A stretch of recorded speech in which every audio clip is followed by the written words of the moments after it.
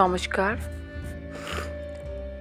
পাখি কখনোই খাবার ছাড়া বাঁচবে না, এটাই স্বাভাবিক। কিন্তু খাবারে যদি পর্যাপ্ত পরিমাণে যদি ময়লা থাকে তাহলে পাখি অসুস্থ হবে, এটাও স্বাভাবিক। তাই আমাদের খাবারগুলোকে পরিষ্কার করে তারপর পাখিকে দেওয়া উচিত।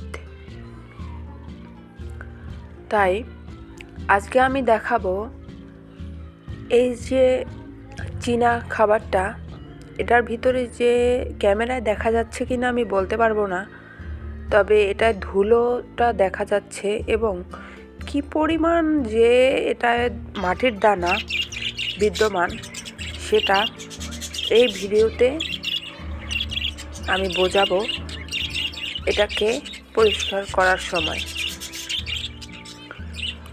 তো পাখিকে যদি নিরাপদ খাবার যদি না দেয়া হয়, পাখি কিন্তু অসুস্থ হয়ে যায়। সেক্ষেত্রে পাখির পেটে অসুখ হয়, ডায়রিয়া হয়, পাতলা পায়খানা হয়, সবুজ পায়খানা হয়। তো বিভিন্ন রোগে আক্রান্ত হয়ে পড়ে এই পাখিগুলো।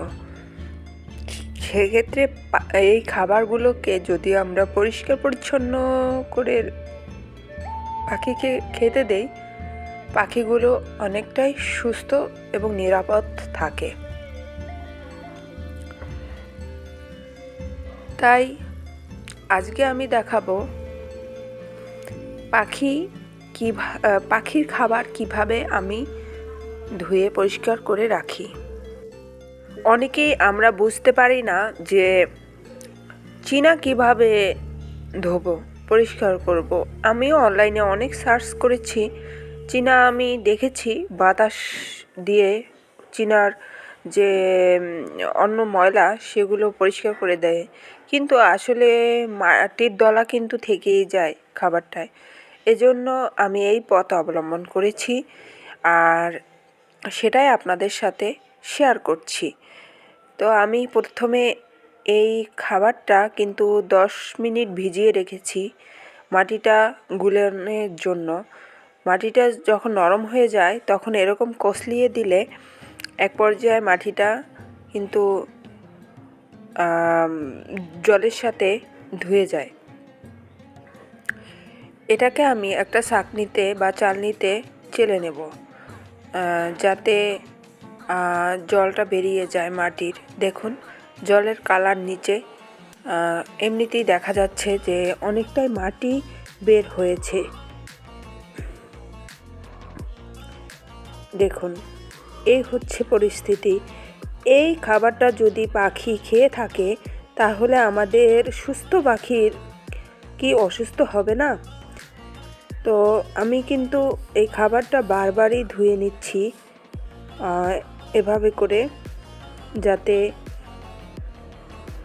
ময়লাটা না থাকে। আর তারপরে আমি খাবারটা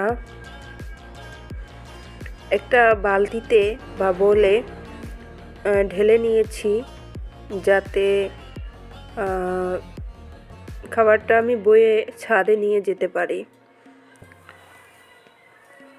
তারপরে আমি দ্বিতীয়বার খাবার নিয়ে আবার পরিষ্কার করে নিয়েছি। এভাবে আমি কিন্তু 5 বার ধুয়ে নিয়েছি, তাতে কাদাটা বা মাটির দলাটা আর থাকে না। আপনারাও প্লিজ আপনার পাখির সুস্থতার জন্য এভাবে ধুয়ে পরিষ্কার করে নেবেন।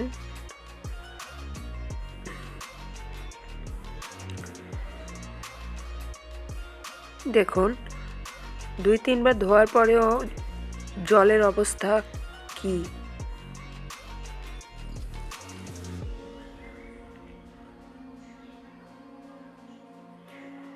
নিচেও অনেক মাটি রয়েছে।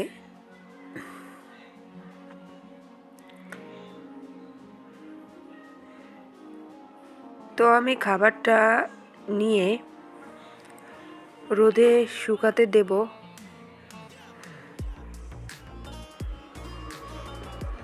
এখন কিন্তু খাবারটা অনেকটা ফ্রেশ। চলে এসেছি ছাদে। এটা আমি রোদে শুকা দিয়েছি অলরেডি। কিছুটা কবুতরও খেয়েছে, কিন্তু করার কিছু নাই। তো এই হচ্ছে অবস্থা, একেবারে ফ্রেশ এবং নির্ভেজাল। আপনারাও এমন উপায়ে আপনার পাখিকে এই খাবারটা দিন। আমি পর্যায়ক্রমে সকল খাবারই এভাবে ধুয়ে তারপর রোদে শুকিয়ে নেব, তারপর মিক্স করব। তো আজকের ভিডিও এ পর্যন্তই। ভালো থাকবেন, সুস্থ থাকবেন। নমস্কার, টাটা।